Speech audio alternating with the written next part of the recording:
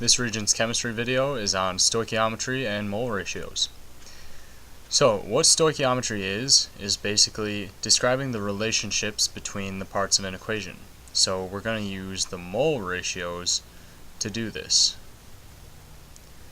So we're going to use the coefficients in this equation, and we've already kind of talked about what we mean by this. So if we have 2 in front of this copper, what that means is that we have 2 copper atoms, and then a 1 in front of this oxygen would tell us that we have 1 oxygen atom, and then if we have a 2 in front of this copper oxide, that would tell us that we have 2 of those. So we're going to do basically an extension of this using the ratio between atoms. So by the ratio, I mean that here we have 2 to 1 would be the ratio of the copper to the oxygen, and 2 to 2 would be the ratio of the copper to the copper oxide. So we're just using these coefficients and making ratios. And so how we're going to do this is with a unit conversion. So if, let's say, we have an equation like this, and we can take an example here, and how many moles of copper oxide would be formed from the complete reaction of 8 moles of oxygen. So if we have copper 2 is the coefficient here, oxygen 1 is the coefficient here, and copper oxide 2 is the coefficient there. So we could basically say, okay, let's take the amount that we have to begin with, 8 moles of oxygen. We could think of this, we'll do this first example kind of visually. So if we have 8 moles of oxygen, that would be 8 times this many. So now we would have 8 oxygen molecules. So how many moles of copper oxide would be formed from the same amount? Well, if we multiply it by 8 on the oxygen side, we have to multiply it by 8 on the copper oxide side. So we started with 2 molecules of copper oxide here, times 8 would give us 16. So we could say, okay, 16 moles of copper oxide would be formed from this oxygen, because again, the ratio stays the same. For every one of these we react, we get 2 of these. So if we multiply them both times 8, so for one of these we get 2 of these. For the next one, another 2, the next one, another 2, and so on up to 8, we would have 8 and 16, because again, this is a 1 to 2 ratio. So the real way we want to do this mathematically is to say, let's take the number that we start with, 8 moles of oxygen, and we're just going to do a unit conversion here. So we have oxygen on the top, we want to put oxygen on the bottom, so that oxygen cancels with oxygen. And what we're trying to get here is this copper oxide. So copper oxide goes on the top here. And then we're going to use the ratio of the elements.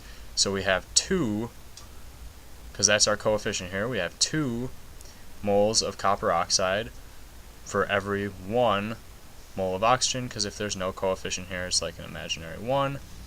So if we multiply this out, we get 16 moles of copper oxide.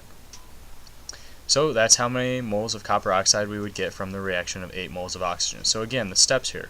We want to take the amount that we start with, the amount that we're given, this 8 moles of oxygen, and we multiply by putting what we have on the bottom so that it cancels out. Oxygen will cancel out with oxygen here, because anything that's on the top and the bottom of a fraction will cancel out. And on top we're going to put copper oxide, because that's what we're looking for here. And then multiply straight across the top and the bottom, and we get 16 over 1, which would just be 16. Alright, so let's take a look at another example here. How many moles of oxygen will react with 5 moles of CH4? So we have 5 moles of CH4. That's our original measurement. We're going to multiply by our mole ratio here. And so what's going to go on the bottom is CH4, because we want CH4 to cancel with CH4. What's going to go on the top here is what we're looking for, oxygen. So we put oxygen on the top, and then we fill in these coefficients here. So for every 1 mole of CH4, we have 2 moles of O2, and that's going to give us a total of, we can fill in moles here, because again, these are mole ratios. That's going to give us a total of 10 moles of O2. And that's going to be our final answer here. So again, the CH4s, because we have one on the top, one on the bottom, those will cancel out, and we end up with 10 moles of oxygen, which is what our original goal was. Alright, so let's take a look at another example here. I hope this is starting to become a little clearer now. How many moles of water will be formed from 7 moles of hydrogen? So again, we take our original measurement, 7 moles. That's what we know. So 7 moles of hydrogen, H2, and we're going to multiply by our mole ratio here. So we want to put moles of hydrogen on the bottom, and what we're looking for here is moles of water, so moles of H2O on the top, and the ratio here is 2 moles of water coming from just that coefficient to 2 moles of H2 coming from that coefficient. And so this is a 2 to 2 ratio, or also a 1 to 1 ratio, so this is just going to be 7, because 2 over 2 would give us 1. If we multiply 7 by 1, it will stay as 7 moles of H2O. So again, the moles of hydrogen cancels with the moles of hydrogen here, and we're left with 7. The other way you could think about this is if we have 7 times 2, we can just do the same way we've been doing. Straight across the top would give us 14, across the bottom would give us 2, because this would be essentially 1 times 2 here. So 14 over 2 would still give us 7 moles of H2O. So the process is really going to be the same every single time. We're taking our original measurement, and key is to make sure that you label what element you're working with. So we have hydrogen, and that helps us see, okay, we need to put hydrogen on the bottom so that we can cancel out moles of hydrogen with moles of hydrogen here. And whatever you're looking for goes on the top, and that's what we end up with. So again, this is another thing that we need to use unit conversions for. So if you're struggling with those a little bit, I've got a unit conversion video up in the units and measurements section. Take a look at that. So another example here, if we have 3 moles of H3PO4 produced, how many moles of potassium chloride would be produced? So we're just going to use the mole ratio again. The number we have, our known, is 3 moles H3PO4. We're going to multiply that by our mole ratio. So on the bottom, we need to put moles of H3PO4. And on the top, we need to put what we're looking for, potassium chloride, which would be moles KCl. Alright, so we use the mole ratios again here. We have 3 moles of KCl for every 1 mole of H3PO4, because this would be an imaginary 1. Multiply this across, and we get 9 moles KCl. And that will be our final answer here. So again, take what we start with. We need to put it on the bottom to cancel it out. Moles of H3PO4 cancels out, and we're left with moles of KCl.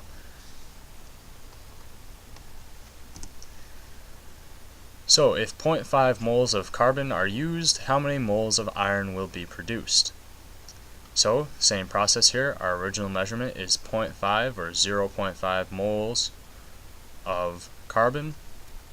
So what needs to go on the bottom here? Well, carbon, so that we can cancel the carbon with the carbon. So moles of carbon, and then what's going to go on top are moles of iron, because that's what we're looking for. So moles of Fe on the top. Then we fill in the coefficients here. We have 4 for iron and 3 for carbon. So we multiply across here, and we get 2 on top, 3 on the bottom. So this would give us 0.67 roughly moles of iron. Again, moles of carbon cancels with moles of carbon. So you can always kind of see if you did this right by seeing, did my units cancel out properly and leave me with what I wanted to have. So we wanted moles of iron here. So we put moles of iron on top, moles of carbon on the bottom. The moles of carbon cancel and leave us with our desired unit of moles of iron. Alright, one last example here. We have 12 moles of copper nitrate, and that is produced. How many moles of HNO3 were used? So again here, our known measurement is 12 moles of copper nitrate. So we're going to multiply. What needs to go on the bottom here is moles of copper nitrate. And what needs to go on the top here is what we're looking for, moles of HNO3.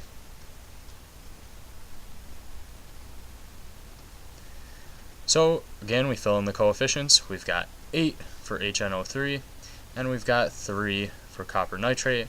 So if we multiply straight across here, we would get 8 times 12 would be 96. On the bottom we'd have 3. If we divide this out, this would give us 32 moles of HNO3.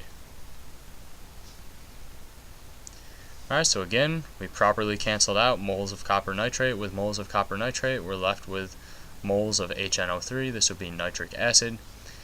So again, 32 moles is our final answer here. So I hope that by the end of this video, this process should have become a little repetitive for you, because it is just really the same process every time.